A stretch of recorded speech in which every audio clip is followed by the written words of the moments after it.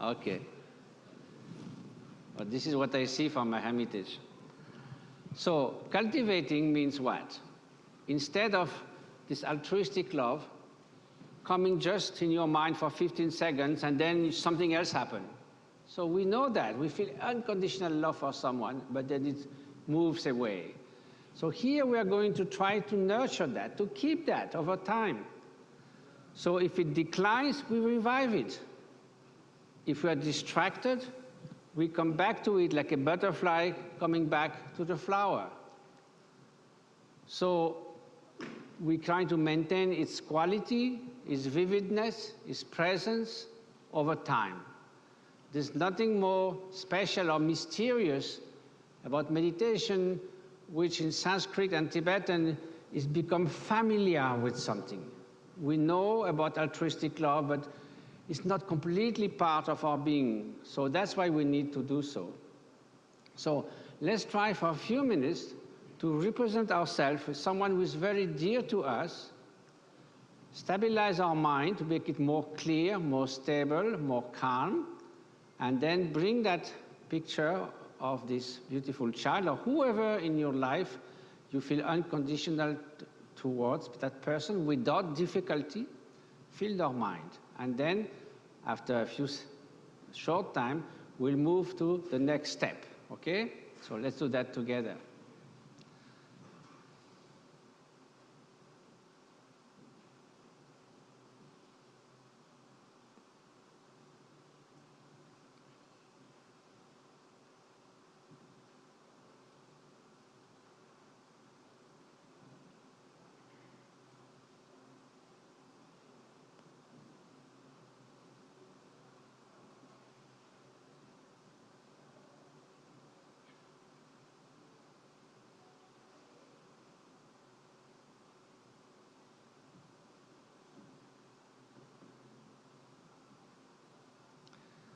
Now, why only this child?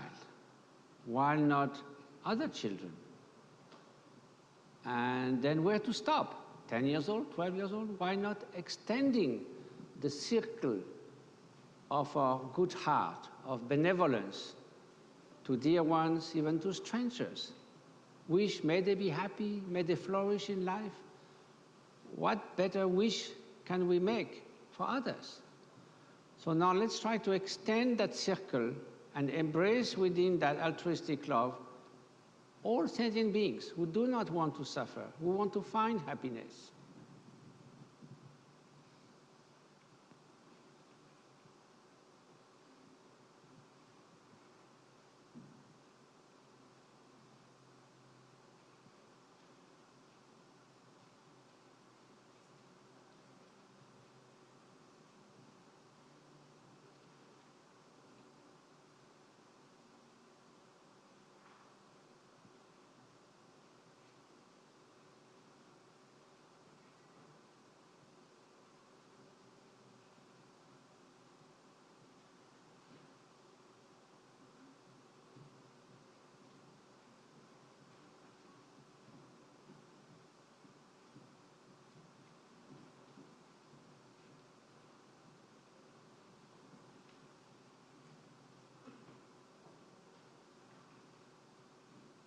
Now, how to extend that to difficult cases?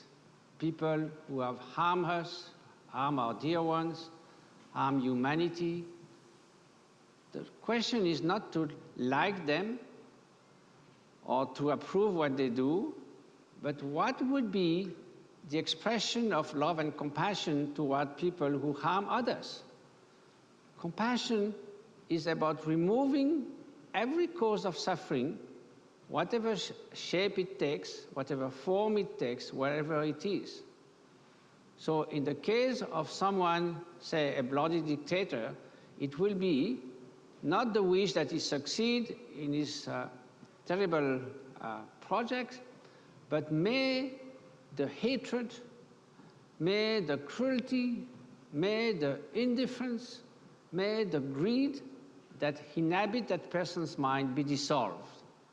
That will be addressing the very cause of suffering. So that we can wish, even to the most terrible person. because that addresses removing the very roots of suffering. So that is a genuine expression of compassion, is not condoning the bad actions, is wishing that the very cause might be dissolved. So in that sense, true compassion is to leave nobody out of our heart, nobody out of that compassion.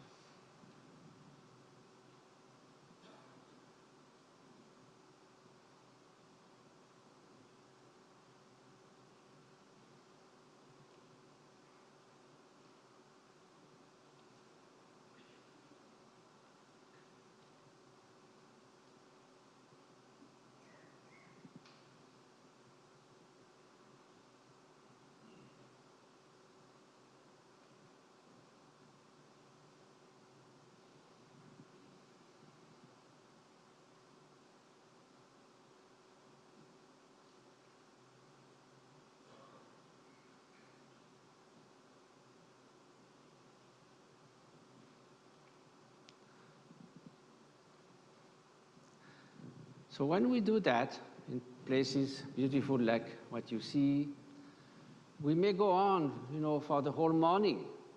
I personally spent over time 5 years in hermitage in the Himalayas, in solitary retreat. So then it becomes a way of systematically cultivating these basic human qualities. So with time, things will change. Yesterday, for those who were here, I alluded to the research in neuroscience, showing that whatever we train in, it will change us, our subjective experience. It will also change our brain. It will change functionally and structurally. It begins to change very soon. Even after a month, you can see the change.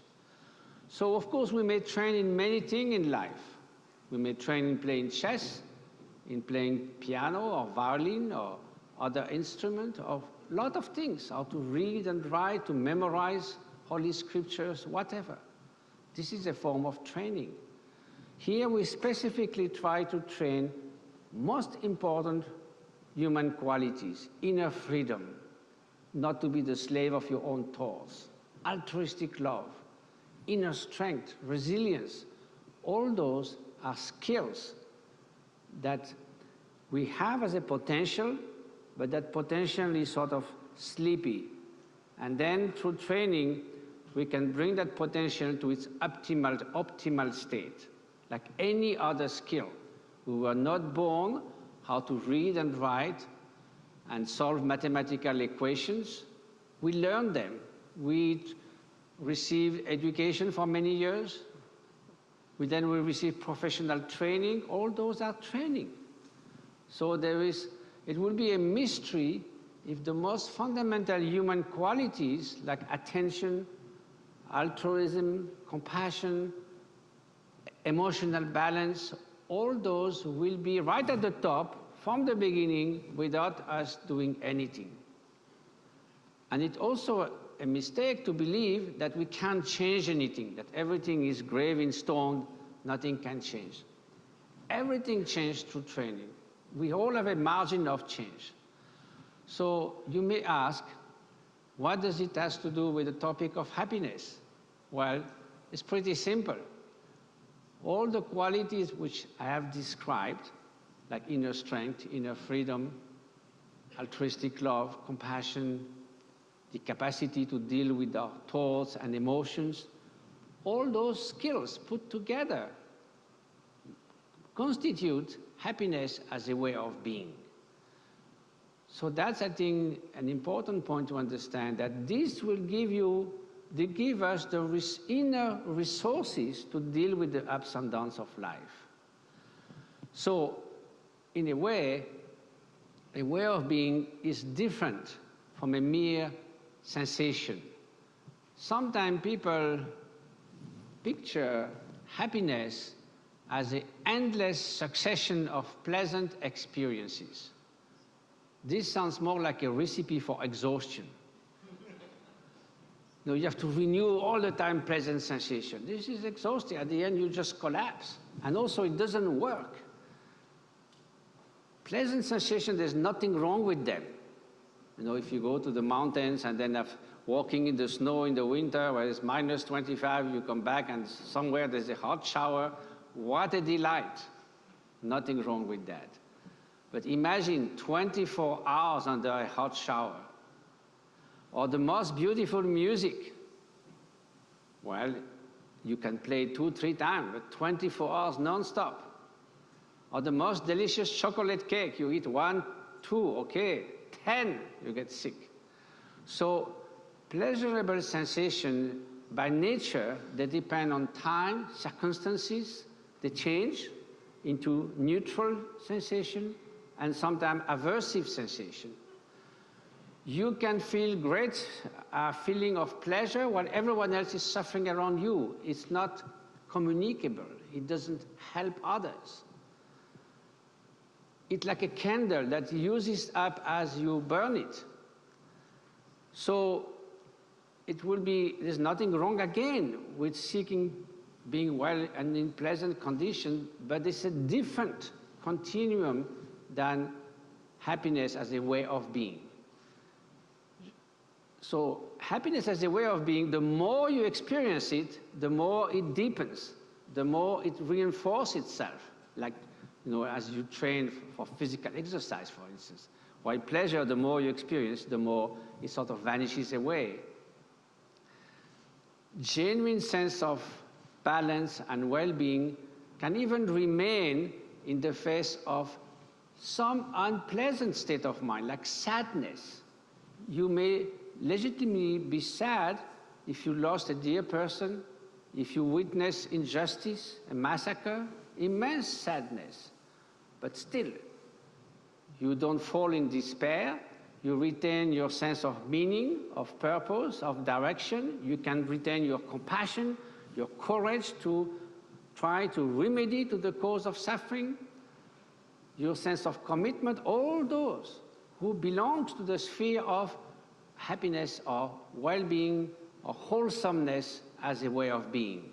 So even seemingly unpleasant sensations like sadness are not incompatible with a deep sense of well-being and meaning in life, while, of course, unpleasant sensations are not pleasant. And sometimes also we need to differentiate happiness from mere joy. Joy is more like a natural expression of happiness, like the flowers at spring. We say we jump of joy, but we don't jump of happiness. Otherwise, some people will be jumping all the time, or never jumping. So joy is a natural expression of happiness when circumstances are favorable and when you did something worthwhile to others. But again, it's a different continuum. So as you can see, of course, we need to take care of the outer conditions for happiness, no question. We need to bring education. We need to give opportunity to people. You need to take out what remains of the 750 million people under the poverty line, to reduce child mortality, to offer education to all. That's a must, that everyone can have a roof over their head and food to feed to their children. No question. But we also should not underestimate the importance of the inner conditions for happiness. Why? Because our mind, we deal with our mind from morning till evening, and that mind sometimes is our best friend, sometimes can be our worst enemy.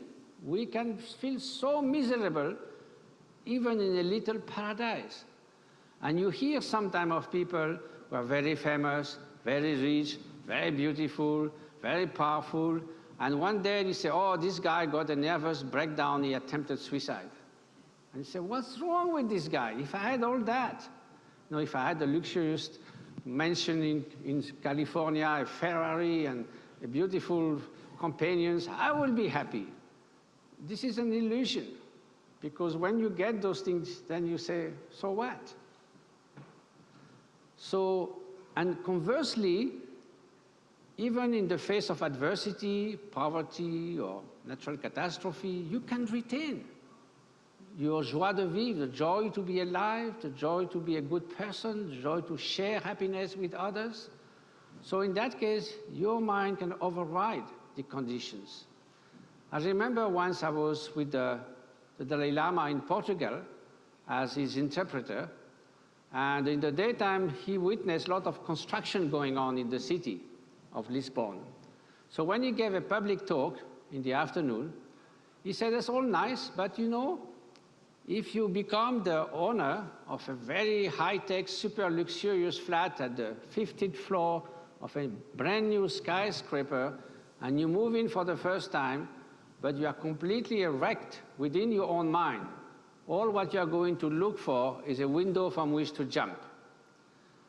So what he meant is, if we don't have the inner sense of flourishing, then no matter how good the conditions are, it's almost even worse, because we say everything seems fine outside and still I'm so miserable and unhappy.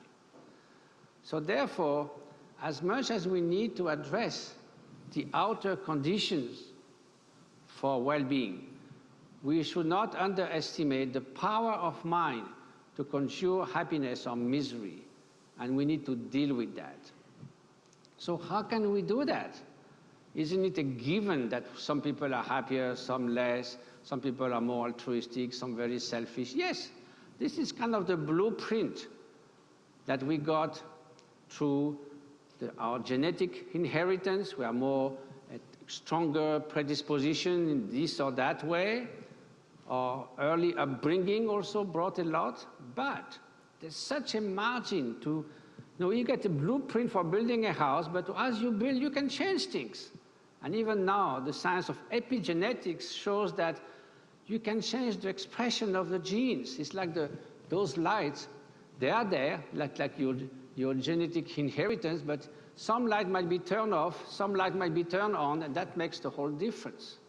So now it's become clear that the factor that comes from the environment and factor that comes from your own mind can change the expression of genes. Recently, there was a study in Richard Davidson's lab, he's going to speak, I think, tomorrow, showing that 8 hours of meditation on mindfulness can already change 30% the expression of some genes which are related to stress.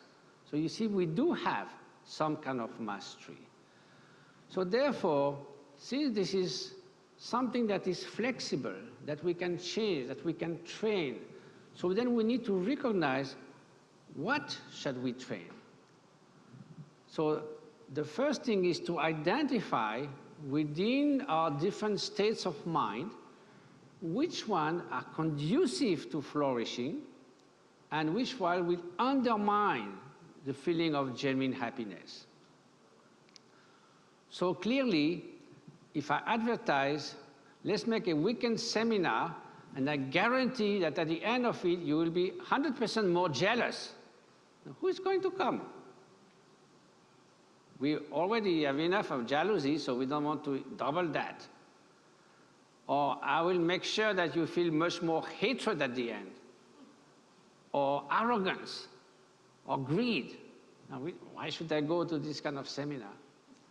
Now, if I tell you, we'll help you to become more familiar with emotional balance, inner peace, inner joy, resilience, inner strength, that you have the confidence that you can deal with the ups and downs of life, that you don't feel so vulnerable. Altruistic love will magnify that capacity we have for altruistic love. That seems more inspiring, isn't it? So then we can distinguish in our mind which mental states are afflictive, destructive, conflictual, and which are those who will nurture that feeling of well-being. And we need to be rather subtle for that. For instance, we say anger. Well, there's many kinds of anger. One is anger out of being nervous, you can't stand, why, like this, we blow the fuse. One is anger with malevolence, it transforms into hatred, you want to harm. One is anger because you are impatient, or you can't get what you want. And one is anger a form of indignation in the face of injustice or massacre, which could be leading to do something wholesome. So we cannot just say, let's get rid of anger. That doesn't make sense. We have to see which mental states are afflictive. And by afflictive, we mean that brings suffering to others and to yourself. Hatred has never brought a shred of happiness to anyone throughout the history of humanity. That's clear. If you want an enemy, that's the ultimate enemy, hatred itself. So in that case, what shall we, once we identify those mental factors which are detrimental to your happiness and to the happiness of others, can we do something about it? We might say, well, that's human nature. Well, you know, we can say that to get sick, to get the flu, to get the fever, that's part of human nature. That's not all the more desirable. That's why we have doctors and hospitals. So the fact that it is natural doesn't mean that it is optimal. And if you stay sitting by the sea, you know, at sunset with a good friend and sort of contemplate the beauty of nature and praise that beauty, you're not missing sort of the war sort of situation or the emergency ward of a hospital. Oh, it's so boring here with all this harmony. I want to go back to this violence and these terrible things. No, we know that it is a deeply satisfactory moment. So we are not going to miss something if we don't feel extreme hatred, completely nagged by jealousy or puffed up by pride and arrogance and driven by greed. I promise you, you won't miss anything in your life. You will not become like a vegetable. Your life will not become colorless, but free, much more beautiful, much more, sort of every moment is worth living. And the beings I have met in my life, some of my spiritual teachers, someone like the Dalai Lama that many people might know, they are certainly not boring, sort of, you know, looking like empty ghost people. They are so full of life and joy and kindness and presence to others. That's the result of mind training. Once the Dalai Lama was in Chile, you know, a place where there's not many Buddhists, and 30,000 people turned up to listen to him in a stadium. So one journalist asked him, why do you think that all these people coming to see you? And he said, I don't know. And then after a while, he said, maybe because for the last 60 years, every morning from 3 to 7 for 4 hours, I practiced to change my mind and to grow compassion. So maybe that's the result of that. So how do we proceed if we want to erode those afflictive mental states? So there can be direct antidotes, like heat for cold. No, they are mutually incompatible, or acid and bases. So for instance, you cannot at the same moment wish to harm someone or to do good to that person. You can do at 2 consecutive moments, but not in the same moment. In the same way that you cannot, in the same gesture, give a friendly hand and give a blow. You can do at 2 consecutive moments, not in the same one. So that means the more you cultivate the wish, benevolent wish that others might be happy, every of these moments is mutually incompatible with wishing them to suffer. So the more you fill your mind with benevolence, that will be an antidote to hatred. Likewise, greed, extreme craving, is sort of lack of freedom. So to have a big space of inner freedom will be the antidote. Or jealousy, instead of jealousy, to rejoice in others' qualities. So there are antidotes that you can use. But there are also kind of antidotes that are not specific to each negative emotions, but which works for all of them. For instance, not identifying with a particular afflictive mental state. Say, I feel great anxiety that I might going to miss my flight or something. So the anxiety is all over my mind. I'm one with the anxiety. But now I can look at it. That in the same way that I might look to a burning fire in front of me. I become aware. There's a possibility in the mind to become aware of the anxiety. Now, if you think about it, what is aware? The awareness is aware of anxiety, but awareness is not anxious. It's just awareness. And if you let that grow, slowly that anxiety is still there, but it's much less compelling, much less powerful, and at some point it will dissolve, like the frost under the morning sun. So in that way, there are many ways that one can put in action in order to gradually, step day after day, deal thought after thought, emotion after emotion, and we can, in that way, change what is predominant in our mind. So if we say we have traits, people are more or less angry, impatient, loving or not. This is also the result of having accumulated many thoughts and emotions. And it won't go just like that in a few seconds because you wish so. It's like a roll of paper. It has been rolled for a long time. Even you flatten down on the table and you lift your hand, it will roll again. So for that, you need, again, a slow process of dealing thought after thought intelligently. As a thought arises, you let it dissolve, just like when you draw at the surface of water. If you draw the letter A, when you finish drawing the end, the first part is gone. So if thoughts come and go, like birds passing through the sky without leaving trace, then they won't build up further your tendency to be angry, proud, greedy, or so forth.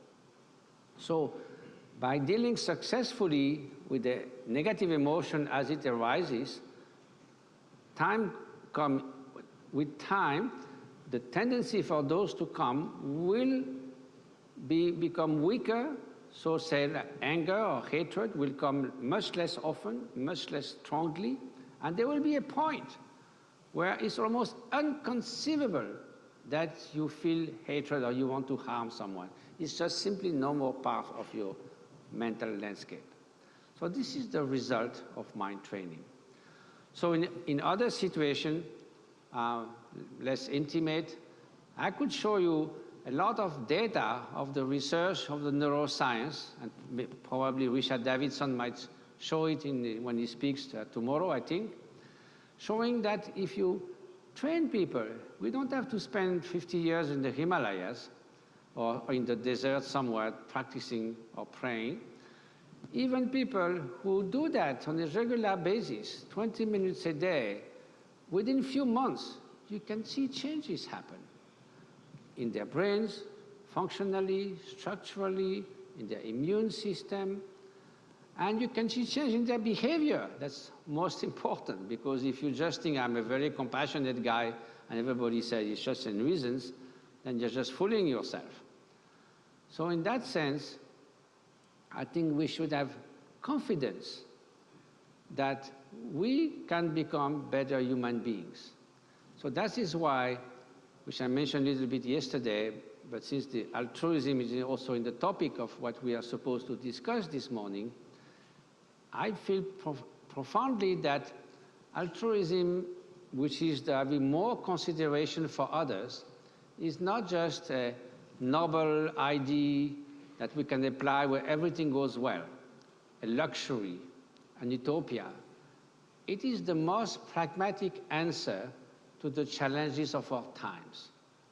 You see, if you put together, and in this kind of meetings we have, or in Davos Economic Forum, you get investors on one side, you get government officials and ministers on another side, you get specialists of the environment on another side, and they speak on completely different time scale.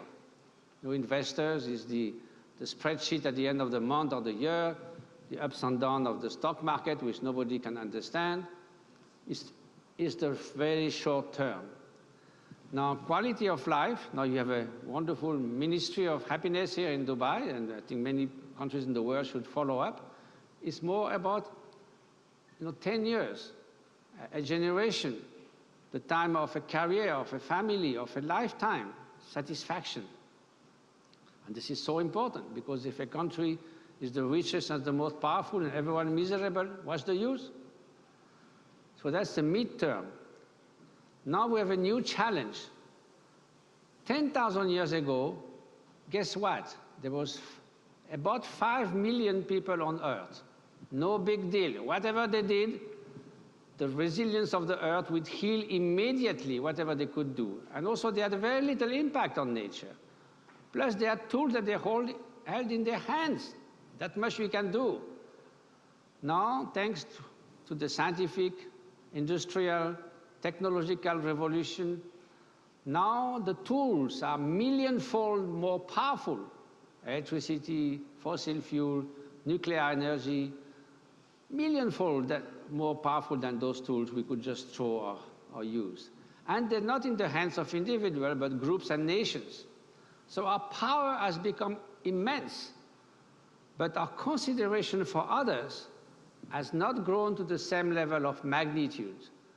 So now, since the great acceleration of the 1950s, for the first time in human history, we enter the Anthropocene, the age in which human beings are the major force to change the state of the planet and the biosphere.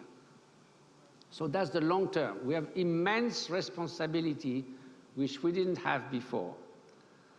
And also the difficult point is that we don't feel it is our responsibility as individuals, because it came slowly over a century.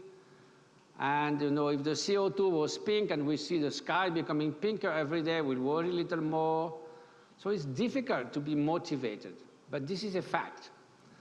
So why happiness and altruism has to do with that? Well, except a few crazy people, basically we all want a better world, no question.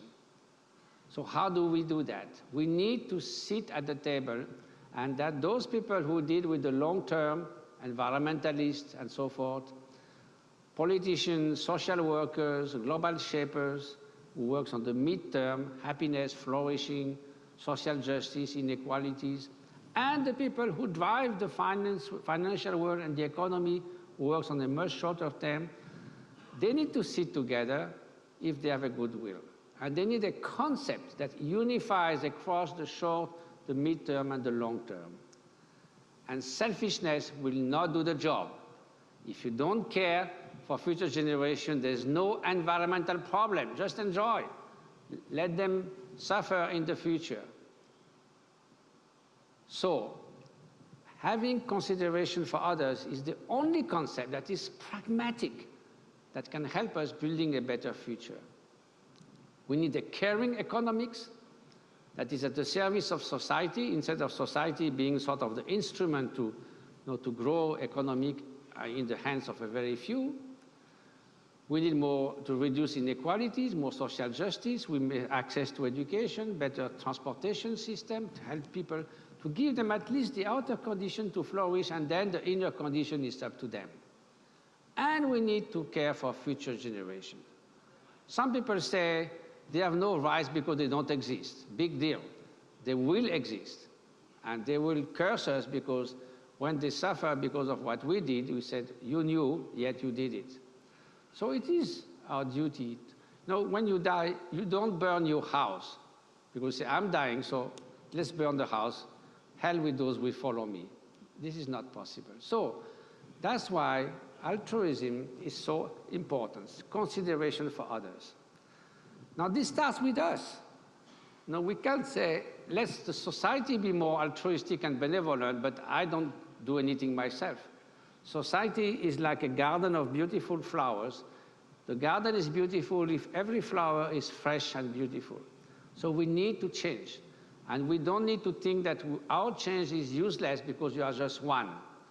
Because when people, like-minded people, achieve a critical mass, then culture will change. And the evolution of cultures has shown that they change faster than genes. So personal change and societal change are like the two blades of a knife which sharpen each other. So in that sense, as you can see, for a happy life, a meaningful life, I think the best thing to find happiness is to grow altruistic love And altruism, or consideration for others, seems to be also the best concept to work together for a better world. So thank you so much for your attention.